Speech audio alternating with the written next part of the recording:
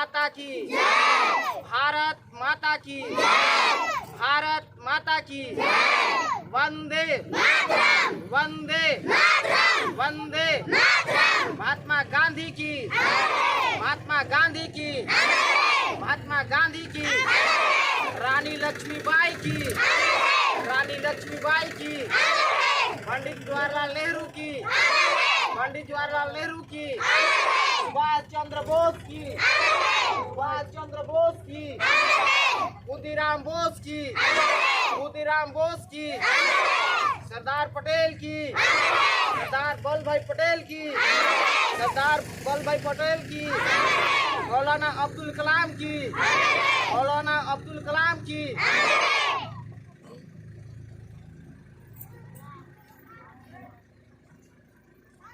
आज गणतंत्र दिवस के शुभ अवसर पे आए हुए हमारे अतिथि महोदय, ग्रामवासियों, अभिभावकगण, नन्हे मुन्ने प्यारे बच्चे, हमारे स्कूल के सहयोगी शिक्षिकागण, आप सबों को मैं अपने और अपने विद्यालय की ओर से गणतंत्र दिवस और साथ ही विद्या की देवी माँ सरस्वती पूजा की हार्दिक शुभकामनाएं देता हूँ और आप सबों को अपने इस विद्यालय परिसर में हार्दिक अभिनंदन करता हूँ।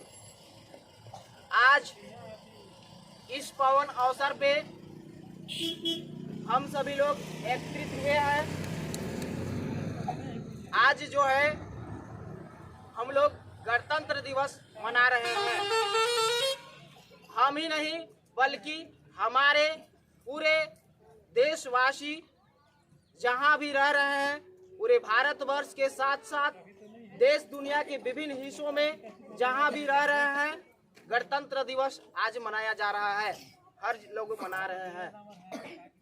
हमें बहुत ही गर्व है कि आज जो 26 जनवरी है, इसी का दिन हमारे देश का जो संसार के सबसे बड़ा लिखित संविधान है, लागू हुआ था। हमें अपने संविधान पर गर्व है और हमारे संविधान से दुनिया के बहुत लोग प्रेरित होकर, अन्य देश प्रेरित होकर हमारे जैसे नियम कानून भी बना रहे हैं। इस संविधान सभा के इस संविधान बनाने के लिए हमारे देश के पूर्वजों ने कई समितियां बनाई थी, जिसमें प्रारूप समिति सबसे महत्वपूर्ण समिति थी, जो संविधान के निर्माण का कार्य का देखरेख बहुत अच्छे प्रकार से कर रही थी, जिसका अध्यक्ष डॉक्टर भीमराव अंबेडकर कर रहे थे, अध्यक्षता कर रहे थे। उन्होंने भारत के संविधान का डिजाइन इस प्रकार से बनाया, इस प्रकार से कानून व्यवस्था बनाया, जो आज पौराणिक के साथ साथ जो आधुनिक सुविधाएं और आधुनिक जो मांग है उस पर भी लागू होती है। इसलिए मैं संविधान निर्माता जिसे कहा जाता है, पूजनीय भीमराव अंबेडकर जी को सत सत नमन करता हूं और साथ ही भारत के संविधान निर्माण में मुख्य सलाहकार, संविधान सभा का मुख्य सलाहकार BN राव ने भी एक अहम भूमिका निभाई थी और उन्हें भी हम सत सत नमन करते हैं, प्रणाम करते हैं। और संविधान निर्माण बहुत सारे विद्वानों ने मिलकर के किया है, इसलिए हम सभी संविधान निर्माताओं को सत सत नमन करते हैं। आज हमें स्वतंत्रता है, जो भी हम कुछ कर सकते हैं खुले मन से कर सकते हैं, स्वतंत्र रूप से कर सकते हैं। हमारी स्वतंत्रता का पीछे हमारे पूर्वजों का बलिदान छुपा हुआ है, इसलिए हमको उनके जो त्याग है, बलिदान है, उन्हें नहीं भूलना चाहिए और उन सभी जो स्वतंत्रता संग्राम में अपने आहुति दिए हैं, देश के लिए बलिदान दिए हैं, उन सबों को मैं नमन करता हूँ। आज जो है जिस स्वतंत्रता के बल पे हम लोग जी रहे हैं, उस स्वतंत्रता के लिए जो है हमें अपनी भी कर्तव्य करनी चाहिए। सामाजिक स्तर पे, अपने व्यक्तिगत स्तर पे जहां से बन सके, जिससे हमें समाज की प्रगति के लिए कुछ न कुछ कर्तव्य, कुछ न कुछ कार्य निर्वहन करना चाहिए। यदि हम जो है अपने लिए जिए तो ऐसा कोई जीवन नहीं है। अगर हम समाज के लिए थोड़ा सा भी अगर कुछ कर पाते हैं तो हमें उस हिसाब से चलना चाहिए। आज समाज में जो है बहुत बड़ी शिक्षा की कमी नजर आ रही है।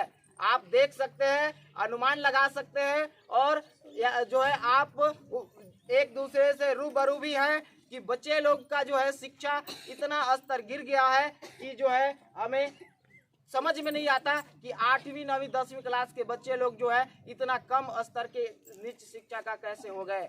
तो हमें उस पर काम करने की जरूरत है, उन्हें सुधार करने की जरूरत है। आज जो है हम स्वतंत्र भले ही हैं, लेकिन जो स्वतंत्रता की जो मांग थी उस पर खरे अभी तक बिल्कुल नहीं उतर पाए हैं। स्वतंत्रता की मांग थी, बाबा साहब भीमराव अंबेडकर का संविधान कहता है कि छुआछूत, सांप्रदायिकता, जातिवाद, ये सब समाज से खत्म हो जाना चाहिए। लेकिन हम आज 74वें गणतंत्र दिवस मना रहे हैं। हमें स्वतंत्रता प्राप्त किए लगभग 76 साल हो गया, लेकिन अभी तक इन जो मुख्य उद्देश्य थे संविधान का, अभी तक इसका हासिल नहीं कर पाया गया है। अभी जो है शिक्षा के कमी के वजह से हमारे समाज में छुआछूत, सांप्रदायिकता और जो है धार्मिक जो विभाजन एक प्रकार से हो रहा है समाज में, उस पर भी हमें ध्यान देने की जरूरत है और एक साथ सब लोगों को मिल करके कार्य करने की जरूरत है। यदि हम अकेला कोई काम करें तो करने में बहुत कठिनाई होता है, लेकिन यदि हम सभी लोग एक साथ मिलकर अगर कोई भी काम करें तो बहुत जल्द जो है उस काम को कर लिया जाता है और हम कार्य में सफल भी हो जाते हैं। आज जो है हमें जानना चाहिए कि एक जो है इस हिसाब से हम लोगों को चलना चाहिए कि सब लोग एक प्रगति में एक साथ चल सके। आज जो है भारत में गरीबी भी एक महत्वपूर्ण समस्या बन गई है। गरीबी इस प्रकार से है कि बच्चे लोगों को शिक्षा, स्वास्थ्य की कमी और जो भूखमरी भी आज भारत में बहुत देखने के लिए मिल रहा है। जैसे जैसे जनसंख्या बढ़ रहा है, तो ये जनसंख्या जो बढ़ रहा है इस पर हमारा कहीं न कहीं शिक्षा की कमी ही है। इसलिए और साथ ही आप देख सकते हैं कि बेरोजगारी आज हमारे प्रदेश में या भारतवर्ष में चारों तरफ आप देखेंगे तो बेरोजगारी ही बेरोजगारी है। पढ़े लिखे युवा से लेकर के बिना पढ़े लिखे लोग तक सभी लोग जो है काम के लिए तलाश कर रहे हैं, इधर से उधर भटक रहे हैं। हमारे गांव के कम से कम 50-100 व्यक्ति जरूर कहीं ना कहीं दूसरे प्रदेश में जो है पलायन करके अपना काम कर रहे हैं। तो इसके पीछे क्या कारण है? इसके पीछे कारण है कि जो हमारी जो संविधान का उद्देश्य था उस संविधान के उद्देश्य पर खरे नहीं उतर पाए हैं और जो होना चाहिए हो नहीं पा रहा है। और साथ ही साथ शिक्षा की जो महत्वपूर्ण कमी है वो सबसे बड़ी कारण है। इसलिए अगर हम बात करें कि सारी समस्याएं का अगर एक साथ हल किया जाए तो उसका समाधान क्या है, तो उसके समाधान के लिए हमें गुणवत्तापूर्ण शिक्षा और सामाजिक जागरूकता की आवश्यकता है। यदि सामाजिक जागरूकता होगा तो हम किसी भी स्तर पे यदि कोई भी समस्या का सामना करना हो तो हम आसानी से कर सकते हैं और जो है एक साथ मिल करके हम आसानी से जीवन जी सकते हैं। तो इन्हीं सबसे और हम एक विषय पर चर्चा करना चाहेंगे कि हमारे विद्यालय जो है अभी बहुत ही कम समय खुले हुआ है, लेकिन कहीं न कहीं हमारे विद्यालय के प्रभाव है। लोगों से हमने बातचीत किया, जो जिसके भी बच्चे हमारे पास आते हैं उन अभिभावक गणों से बात किया तो कहीं न कहीं उन लोगों ने हमें बताया कि जो बच्चे हम भेज रहे हैं कहीं न कहीं उसमें हमारा सुधार हो रहा है। तो मेरा कहना है कि मेरा जो उद्देश्य है वो उद्देश्य कहीं न कहीं धीरे धीरे पूरा हो रहा है। अगर इस कार्य में सभी लोग थोड़ा थोड़ा भी साथ देंगे तो ये बहुत ऊपर तक जाएगा और जो हमारा लक्ष्य है वो लक्ष्य को हासिल करने में आप सबका योगदान बहुत सराहनीय रहेगा।